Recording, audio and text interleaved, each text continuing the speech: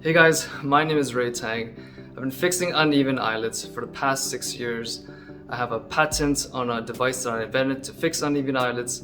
It won a medical device award at the U of T Faculty of Medicine. And I decided to make this video series to address questions I find on the internet about uneven eyelids or about people wanting to make their single eyelids into double eyelids. And I thought that it's going to help you guys understand what's going on so you can make the right decision on how to get the look that you wanted. So let's get started. The questioner asks, I used to have strong double eyelids when I was a kid. Now I'm a teen and one of my eyelid has turned into a monolid. Why? So the person used to have strong double eyelids. The person never experienced any troubles such as needing to open the eyelids wide enough for the skin to begin folding upon itself, or flexing the eyelids so that the crease can at least be deep so that you can at least see it.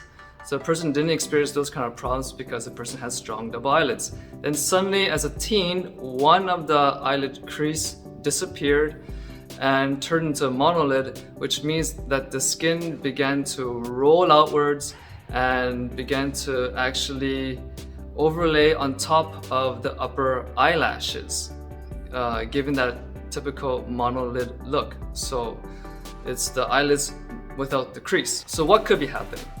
Based on what the questioner wrote, that this happened during the person's teenage years. And what's a common thing that happens also during the teenage years that affects the body is puberty. During puberty, a lot of hormonal changes happens. These affects the fatty tissues around the body. There are significant regions that have fat within the ocular region, such as the orbital fat in the eye sockets, the subcutaneous fat immediately underneath the eyelid skin, and a fatty brow pad. So during puberty, water retention is affected. When these physical changes happen, it will change the behavior of the eyelid crease as the eyelid opens. Sometimes you may have to start to open the eyelids much more quicker or with more force just to get the skin to crease.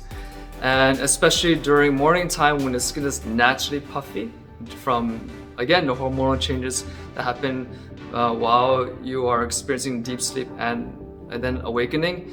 And that's what leads to the skin to become exceptionally more puffy in the morning. These stressors will challenge the supratarsal crease, the double eyelid crease. And eventually, when there's too much stressors happening, it will totally disappear. So that is most likely the reason why one of your eyelids turn into monolids during your teenage years. Now, the good thing about this type of uneven eyelids is the fact that it actually can be treated. All you really have to do is apply mechanical stress load stimulation onto the correct skin tension line, which is pretty much where your double eyelid crease used to be. Apply that mechanical stress load stimulation to stimulate the crease to form again.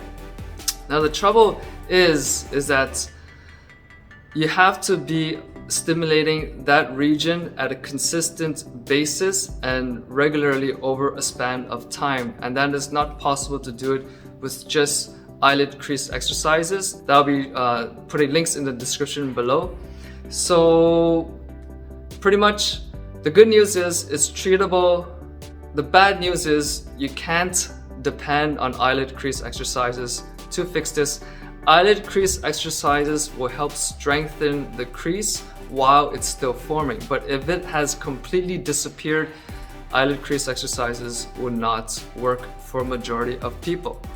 Now, I want to give a follow-up reply to a former pharmacist has also answered this individual's question on Quora. This person wrote, this may just be a temporary condition. To see what your eyelids will ultimately be like, look to your parents and siblings, double or mono eyelids. I think both look nice. Both double eyelids and monolids look nice, but if you have one eye with a double lid and the other eye with a monolid, that's a different story.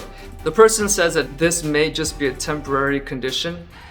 Considering that this happened during puberty and the hormonal changes have already been taking effect, and these hormonal changes are permanent, it is most likely if you do not treat this condition, this uneven eyelid condition, it's not going to be a temporary condition, it's going to be permanent. The person says, to see what your eyelids will ultimately be like, look to your parents and siblings. So this person is talking about genetics.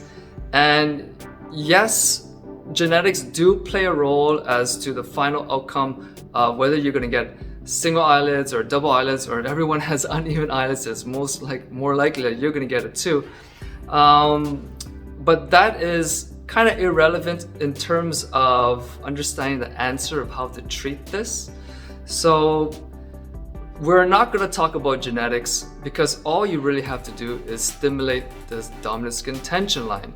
This is something that if your genetics leads you to a situation where you do eventually get uneven eyelids based on the way your face shape is, and sometimes if you're already born with a weaker crease, then it's most likely it's going to also disappear too. But if you stimulate that skin tension line, you do it regularly over a period of time, and you do this at a consistent basis, you can actually treat it without needing to go through surgery, without needing to have any kind of invasive treatments, which could lead to sometimes permanent damage, which is the very unfortunate part. It's expensive, and we all know the disadvantages of doing things invasively when we already know that there is a non-invasive solution. So I hope you guys understand a little bit more about uneven eyelids and how they form. If you guys have any questions, just shoot them below in the comments and I'll answer you guys. And if you guys want me to make a video on a different topic, please let me know. I'll check it out. Okay, until then, I'll see you guys next time. Bye. What we do is we fix a whole different niche of medical problems through the reconfiguration of the upper eyelid skin. Our second winner of a $7,000 fellowship is Optifold.